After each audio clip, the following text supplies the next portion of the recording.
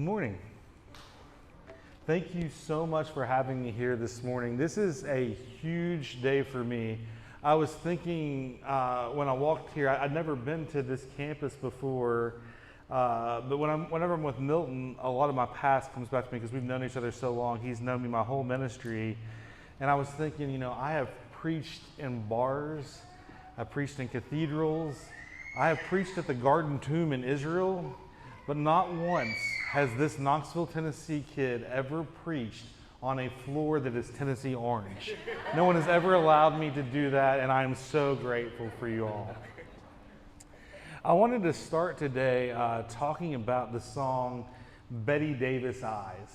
It's a weird place to start the sermon, I realize. Has anybody heard of the song?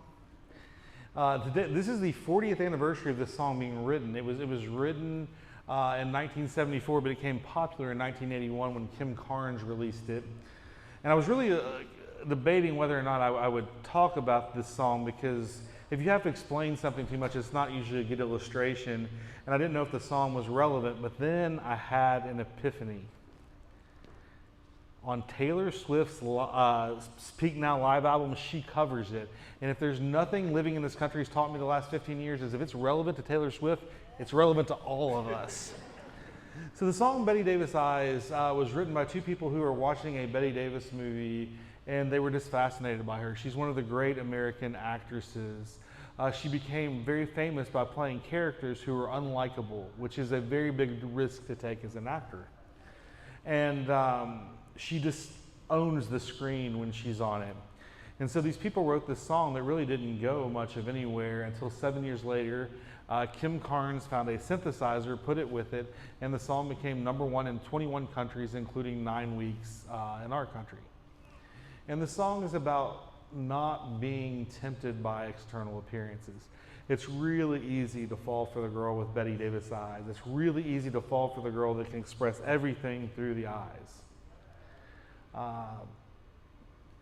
Looks are not always deceiving, so it starts out really poppy, and then there's a downward turn because that's how the relationship with this girl goes.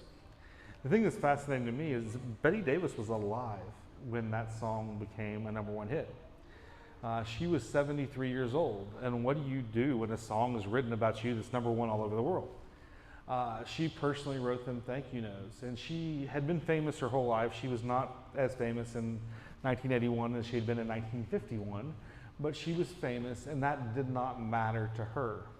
What did matter to her was that her granddaughter loved this song, and for the first time in her life, even though she was one of the biggest stars in Hollywood history, her granddaughter thought she was cool. Today we're going to read a text in the Bible that's about a girl who's known for her eyes, and a girl who wishes people saw her differently than they do. I'm going to warn you ahead of time, there are some Bible stories that are beautiful and make you feel uplifting. And there are some Bible stories, because of the way it's written, the truth that is conveyed, this kind of make you feel, did that really happen? This is one of those days. You're welcome. So I'll be reading from Genesis 29, verses 16 until the end of the chapter. Now Laban had 2 daughters. The name of the older was Leah, and the name of the younger was Rachel. And Leah's eyes were weak, but Rachel was beautiful of form and face. Now Jacob loved Rachel, so he said, I will serve you 7 years for your younger daughter Rachel. Laban said, it's better that I give her to you than to give her to another man. Stay with me. So Jacob served 7 years for Rachel, and they seemed to him but a few days because of his love for her. Then Jacob said to Laban, give me my wife, for my time is completed that I may go into her. Laban gathered all the men of the place and made a feast. Now in the evening he took his daughter Leah and brought her to him, and Jacob went into her. Laban also gave his maid Zilpah to his daughter Leah as a maid. So it came about in the morning that, behold, it was Leah. And he said to Laban, what is this you have done to me? Was it not for Rachel that I served you? Why have you deceived me? But Laban said, it is not our practice to marry off the younger before the firstborn. Complete this 1 week, and we will give you the other also for the service which you shall serve with me for another 7 years. Jacob did so and completed her week, and he gave his daughter Rachel as his wife.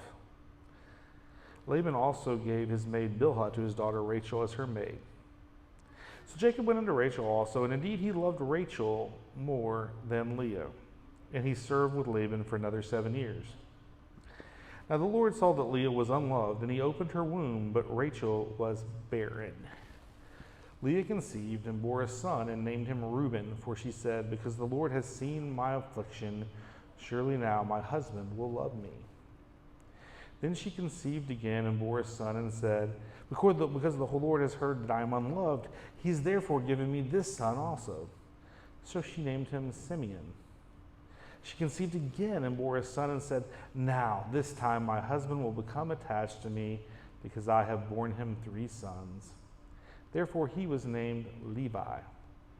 And she conceived again and bore a son and said, this time I will praise the Lord. Therefore she named him Judah. Then she stopped bearing. I've read this story my whole life from the eyes of Jacob, maybe because I'm a guy, maybe because he is the ancestor the text follows. But today I want to read it a little bit from Leah's eyes. What's it like to be Leah? I think we've all known somebody like Leah in our lives. In my mind, I picture a girl who literally has an eye problem, and the only thing that she ever wanted to do was to get married. And she's one of the godliest women I know, and she did not get married to her 40s because nobody could see past the lazy eye. She was a wonderful, wonderful girl. I see the kid walking through my high school with her head laid into a book and not talking to anybody else, and no one ever noticed her. I think the world is full of Leahs. And the text starts out with this unbelievable description, and it tells us a lot without telling us anything, and I love that about the Bible. Verse 16, now Laban had 2 daughters. The name of the older was Leah, the name of the younger was Rachel. Leah's eyes were weak, but Rachel was beautiful in form and face. 2 sisters. And they're always going to be compared. If you have an older brother or younger, either one, you're probably always going to be compared to your sibling in one way or another. And that's the way the Bible couches this, because wherever Leah goes, she is going to be compared to her sister. And what we know is that there's something going on with Leah's eyes, and Rachel was just beautiful in form and everything. And the way the text translates this, My New American translates it weak. Modern translations will translate it delicate or even beautiful. The text is completely ambiguous. We don't know what they're going for here. And I honestly, all kidding aside, think scholars translate it more popularly now or more favorably towards Leah because they're worried about getting canceled for body shaming a 6,000-year-old woman. I'm dead serious. I think they don't want anybody to say anything bad about anybody, so we surely are not going to comment on this poor woman's eyes from 6,000 years ago. I don't know what it means, but I know this. If I drove through a neighborhood and you were showing me the neighborhood and you said, look at that house, isn't it great? It's got all these great, everything about that house is great.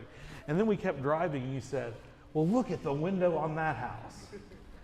I'm going to be more impressed by the first one. Bottom line is, in somebody's eyes, Leah doesn't measure up. She doesn't measure up to the sister that lives with her, and she doesn't seem to measure up to her peers. And that's interesting to me, because I think most people can identify with that. To me, when I read Leah has weak eyes, it's like when you have a blind date and somebody says, they have a great personality. Oh, we know what you're going for there. But Leah has a huge problem, and it's not her perfect sister, purportedly perfect. It's not even her eyes. It's everybody else's eyes.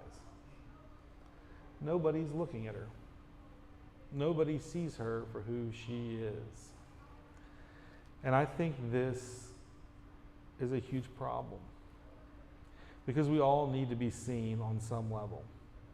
We all need to be understood. We all need to be loved, but we all need to be seen. Have you ever had somebody bump into you like you just weren't there? I think people don't care that they got bumped into. They care that they were not even seen in the first place. I think we instinctively know this about ourselves. When we get mad at somebody, if you're people, I am chronically nice to people. So you're not going to hear me say mean things about people, but if I'm mad at you, I might not talk to you. I may avoid you, because I think we instinctively know if we're ticked off at somebody, one way we can hurt them is by completely ignoring them. But what if you didn't even have to be mad at the person to be ignored? What if your natural state of life was to be ignored? And what if it wasn't just by the society? What if it was by the people who love you most?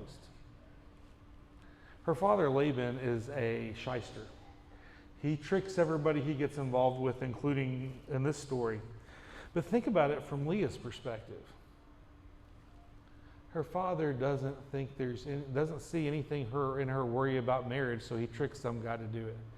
How would you feel if the only way your parents, the people who should see the best in you at all times, thought they had to trick somebody into marrying you? My dad often jokes with me. My dad is my best friend, and he says, Shane, I have let you down.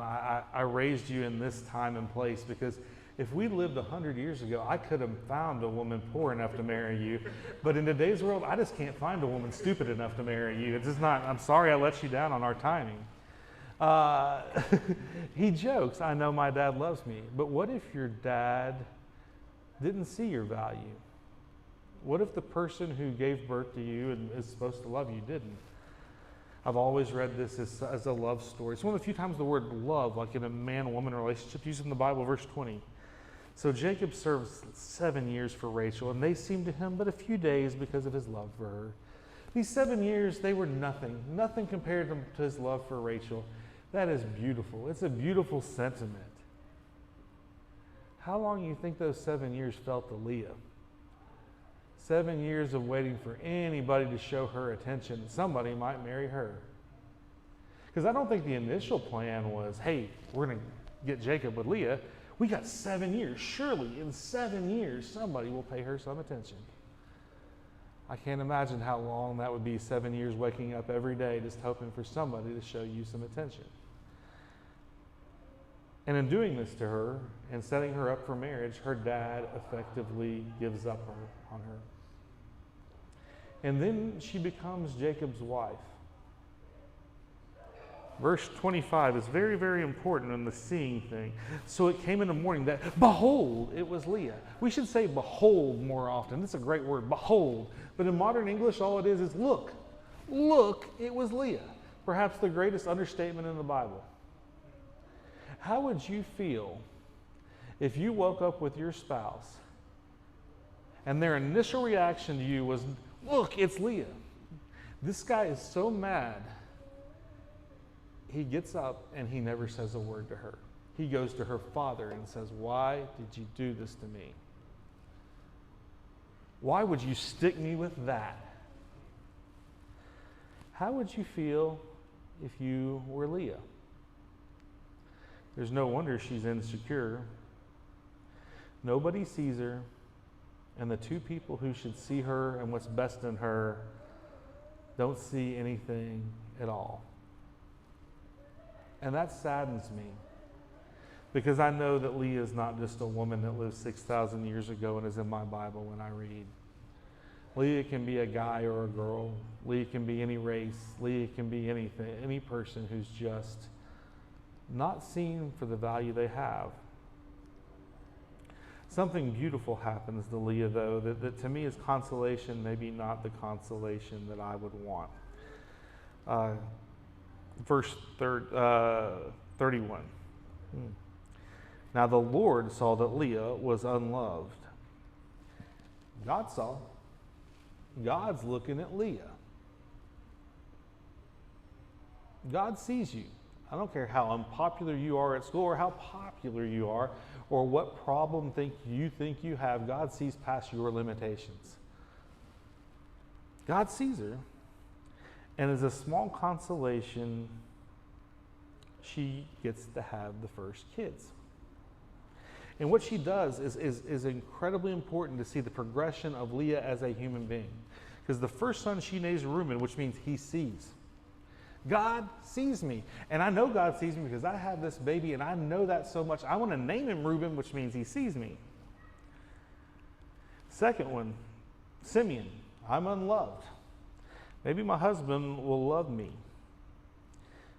Number 3, Levi, I'm not attached to my husband, but maybe this one will get him attached to me, so I will name him attachment, Levi. 3 times, 3 swings trying to get Jacob's attention, and for better or worse, Jacob will always love Rachel more. But something dramatic happens in verse 35. Son number 4, this time I will praise the Lord. She's given up on Jacob after all the people that have given up on her. And she knows he's probably never going to love her more than her sister. But it doesn't matter. She's got God. And you may think this is insignificant, but I want you to know this. Leah and Rachel were raised in a pagan family in Canaan. And in Genesis 35, when they move from that household, Rachel steals the household gods because she wants to be attached to that old religion. But there's something in the words of Jacob, something in his testimony, even if she doesn't love him, that she realizes that God is real. She's the one that becomes the believer. She's the one who God sees. I don't think that makes it any less hard when people don't see us. But I think there's something powerful there. She comes to the conclusion that the unseen woman, the invisible woman, is actually seen completely by God. And 2 things happen that are important in her history. In Genesis 49:31, it's a trivial note. It says Leah was buried when she dies, and she is buried with Jacob. Rachel dies in the middle of the road right at a place called Ephrath near Bethlehem. She is not buried with the family. After a lifetime of being favored, she doesn't get to rest eternally with her husband. The name that will be linked on the tombstone is not Rachel, it's Leah. And then something even more amazing happens. It's on a much broader scale. If you open the New Testament, the first verse tells you, we're going to start this book, the great testament of God, with a genealogy, which I'm the only person in the world that gets excited by, but it's a great list of names. And the first list of names is Abraham.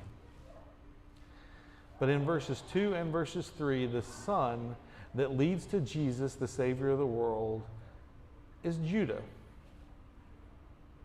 the child of Leah. Which means all this mess that happened 6,000 years ago, God used in his process of saving the world. I refuse to tell you that everything in this world happens because God wanted it to. There are things I don't believe God was involved with. Some evils that were just not of God.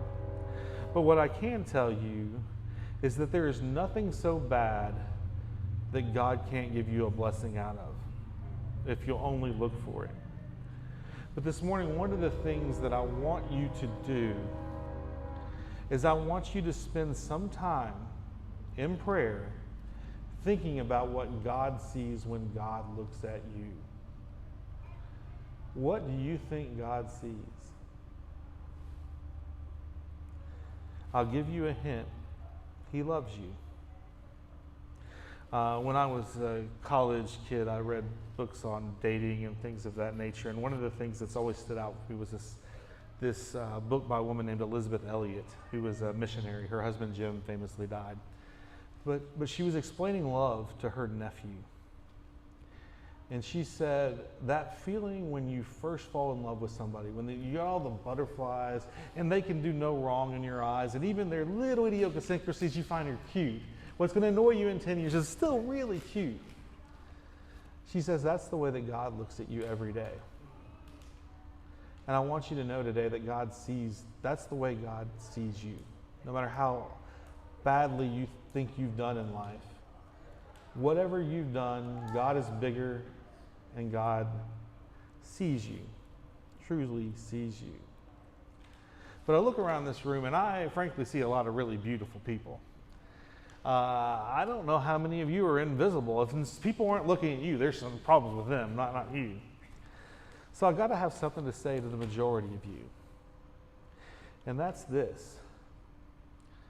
Leah's problem is that she is not seen by people, but God sees her. And our job as the people of God is to see people the way that God does. And I want you to know that her eyes may be weak. Maybe that's the best translation we got. It doesn't matter as far as how she sees the world. One of the through lines of the Bible is that the organ you see with is not your eyes, but your heart. When they're looking for a king, Samuel is sent to this household of 8, and there's 7 young, strapping people, and then there's a little runt that's the little boy, and that's who God chooses. The kid's name is David. He does pretty well for himself in the Bible. But the punchline is this, 1 Samuel 16:7. Man looks at the outward appearance, but God looks at the heart. Ephesians 1:19 is the verse Michael W. Smith gets the song, "Open the eyes of my heart, Lord." Matthew 5:8 in the Beatitudes, Jesus' first sermon starts with 9 quick, rapid-fire statements, and one of them, Matthew 5:8, is, "Blessed are the pure in heart, for they shall see God." You want to see God, you better look through your heart, not just your eyes. So this week, the challenge that I have for you, and I hope it'll extend beyond this week, is that I want you to look at people that you ordinarily don't. For me, that's often the homeless person that's asking me for money when my car pulls up to a red light. I'll turn my head like I'm dancing to the music, as I often do, or I'll talk to somebody else. And that guy's on my peripheral, on the margins, and he doesn't exist for a second. Maybe it's somebody that's done you wrong, and you no longer see the God in them. I don't know. But I do know that it can change a lot, one look. I've often wondered how many school shootings could have been prevented if the Christians in the schools had just loved the shooter and expressed that. Maybe they couldn't have handled that love and they would have still acted. I don't know. But I know the world would be a much better place if we looked at it through the eyes of God. So my challenge to you again this week is to look. I mean, really look at someone. I used to think the shout out, "I see you." I never understood that, you know. Yeah, you got eyes and I'm right in front of you. Yeah, you see me. No, maybe you didn't see me. Maybe that's one of the nicest things you can say to somebody is, "No, I see you." You know, when my mama looks at me, she doesn't see an overweight, balding, pale guy. She's her baby who she loved, the same baby she loved years ago. And God loves me more than that. So this week I want you to look at people, really look at them. Maybe people that are on the margins, people that are out of your peripheral usually. And look at them with your eyes. And look at them with your heart. And if you turn your head just right and squint just right, you may even see you're looking into the image of the God that loves you.